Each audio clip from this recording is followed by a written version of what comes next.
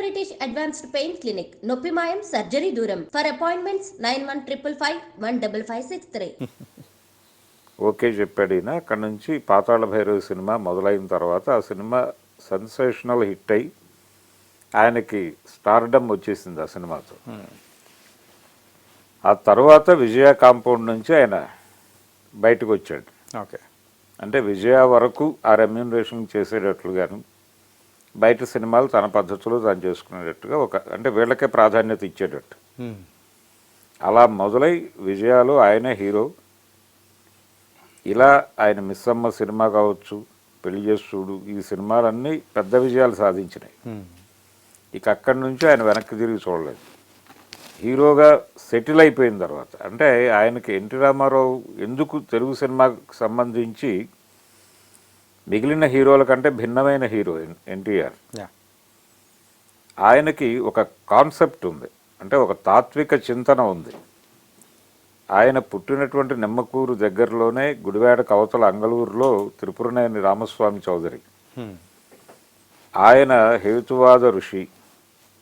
ఆయన ప్రభావం ఈయన మీద ఉండి ఈయన పురాణాలని వీటిని చాలా క్రిటికల్గా చూసేవాడు, క్రిటికల్గా అధ్యయనం చేసేవాడు. ఈయన మెడ్రాస్ వెళ్ళింది 48లో. మెడ్రాస్లో కాలు పెట్టినప్పుడు అక్కడ యాంటీ హిందీ మూమెంట్ జరుగుతోంది. ఓకే, ఈయన ఉంటున్న రిపబ్లిక్ గార్డెన్స్ అక్కడే సమావేశాలు కూడా జరిగేవి. ఈయన అక్కడ కూడా పార్టిసిపేట్ చేసేవాడు, చూసేవాడు, అది వినేవాడు. ఆ ప్రభావం కూడా పడింది. అంటే పెరియార్ రామస్వామి గారి ప్రభావం కూడా పడింది. ఇద్దరు రామస్వాముల ప్రభావం పడింది ఆయన మీద, త్రిపురనేని రామస్వామి అలాగే పెరియార్ రామస్వామి. ఈ రెండు ప్రభావాలతో ఒక ద్రవిడ కల్ట్ తయారైంది ఆయనలో. ఓకే, ఒక ద్రవిడ ఆలోచన పద్ధతి మొదలై యాంటీ హిందీ, యాంటీ కాంగ్రెస్ అనేటువంటి ఒక ఆలోచన ఆయన బుర్రలో పడిపోయింది.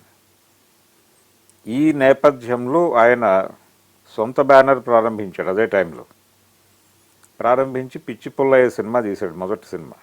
పిచ్చి పుల్లయ్య సినిమాకి తాతినేని ప్రకాష్ రావు గారిని డైరెక్టర్గా పెట్టుకున్నాడు.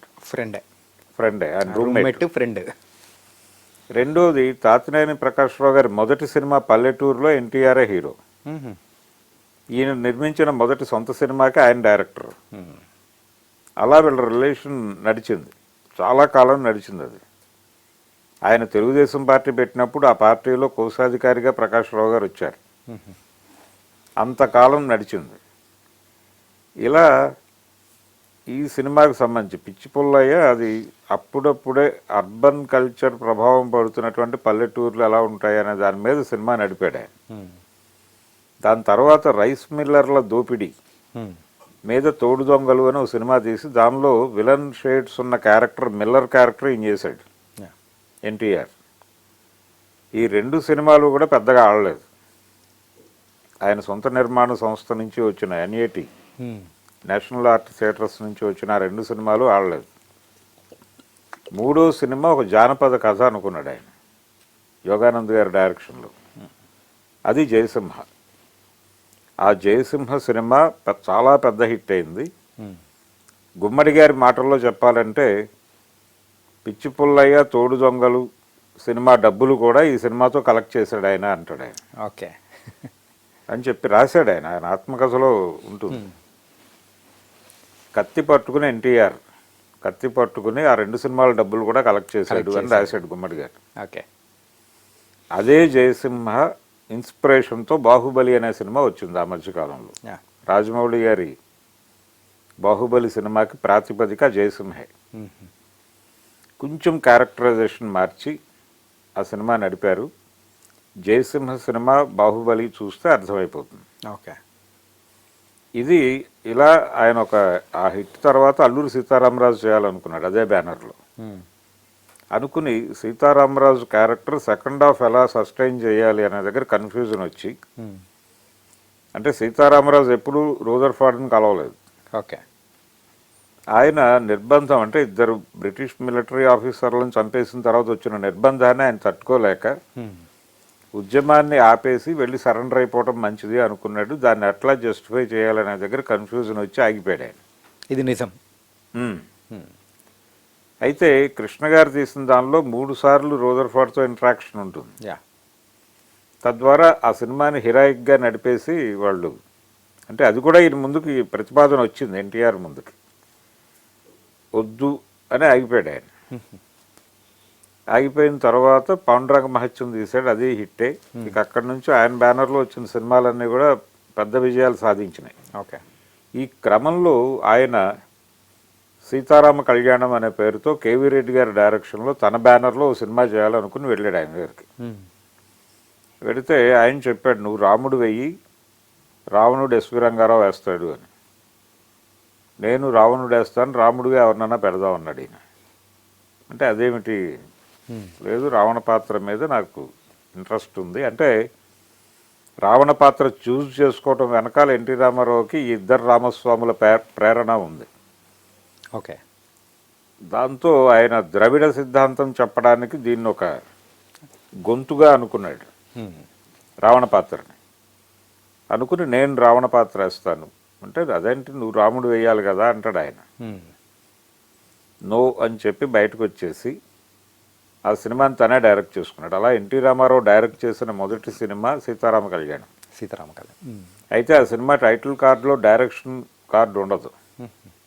ఎందుకు ఉండదు అంటే, కేవీ రెడ్డి గారిని అడిగి నో అనిపించుకున్న తర్వాత, ఆయన నో చెప్పడం కాదు, ఈయన వద్దనుకుని ఆయన్ని వచ్చేసి సినిమా తీశాడు కాబట్టి, ఆయన సినిమా చూస్తున్నప్పుడు డైరెక్షన్ కార్డు డైరెక్షన్ ఎన్టీఆర్ అని పడితే బాగుండదు అనే ఉద్దేశంతో డైరెక్షన్ కార్డు వేయలేదు ఆయన. అంటే ఆయన పట్ల ఉన్న గౌరవం, కేవీ రెడ్డి మీద ఉన్న గౌరవం కొద్దీ ఆ సినిమాకి డైరెక్షన్ కార్డు వేయలేదు. ఓకే. నిర్మాత త్రివిక్రమరావు అని పడి ఆగిపోతాయి టైటిల్స్. అంత గౌరవం ఉండేది కేవీ రెడ్డి మీద. ఓకే. అలాగే ఎల్వి ప్రసాద్ మీద ఆ గౌరవం ఉండేది.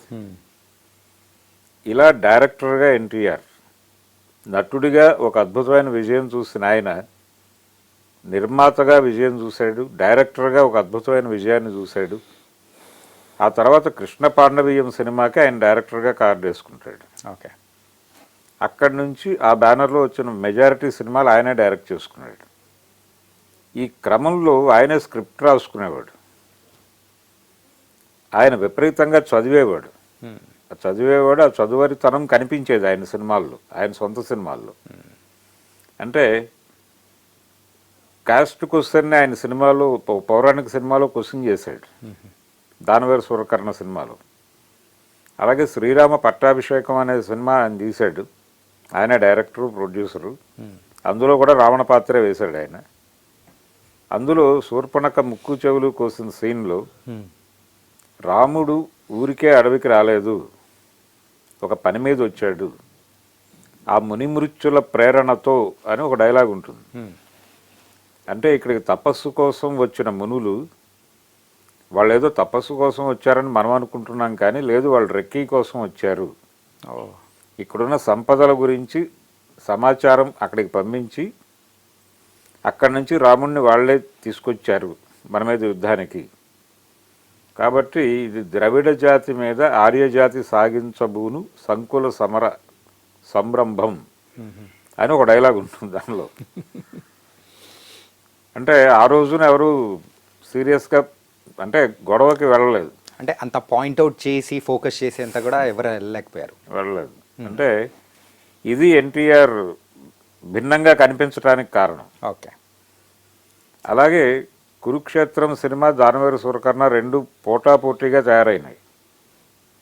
అంటే 76 తర్వాత 76 వరకు అక్కినేని నాగేశ్వరరావు గారితో పోటీ ఉండేది ఆయనకి.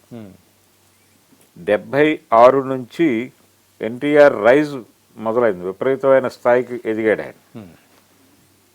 అంటే 76 ఆరాధన, అది 175 డేస్ సినిమా. దాని తర్వాత 77 జనవరిలో దానవేరు సూరకర్ణ, ఏప్రిల్లో అడవిరాముడు, అక్టోబర్లో ఎమ్మగోళ. ఓకే. ఒకే సంవత్సరం 3 175 డేస్ సినిమాలు. అంటే ఆ ఇయర్ గోల్డెన్ ఇయర్ ఎన్టీఆర్ గారికి. ఇంకా తర్వాత దరిదాపుల్లో ఎవరూ లేరు. ఓకే. ఆ టైంలో నాగేశ్వరరావు గారికి వరుస ఫ్లాపులు మొదలైనాయి. అంటే ఆలుమగల్ నుంచి 7 అంతస్తుల మేడ వరకు ఫ్లాపులు ఎదుర్కొన్నాడు ఆయన. 7 అంతస్తుల మేడ తర్వాత మళ్ళీ నిలబడ్డాడు. ఈ టైంలో కృష్ణ ఎమర్జ్ అయ్యాడు. ఓకే. ఎన్టీఆర్ వర్సెస్ కృష్ణగా మారింది సీన్.